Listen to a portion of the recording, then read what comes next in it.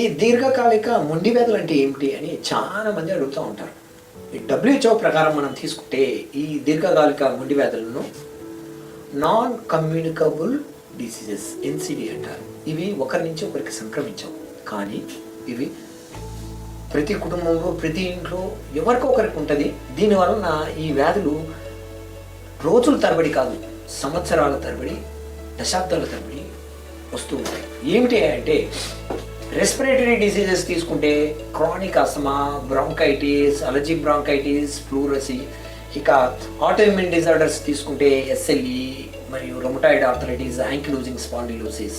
Cardiovascular diseases CAD మరియు hypertension. ఇక musculoskeletal diseases ఏమిటి అంటే ఆస్టియో ఆర్థరైటిస్ మరియు సర్వైకల్ స్పాండిలోసిస్, లంబార్ స్పాండిలోసిస్ మరియు సయాటికా లాంటివి. ఇక కిడ్నీ ప్రాబ్లమ్స్ తీసుకుంటే CKD, chronic kidney failures, proteinuria మరియు నెఫ్రోటిక్ సిండ్రోమ్ లాంటివి. ఇక గ్యాస్ట్రో అండ్ లివర్ ప్రాబ్లమ్స్ తీసుకుంటే ఇవి GERD, IBD, irritable bowel syndrome మరియు అల్సరేటివ్ కొలైటిస్ ఇలాంటివి.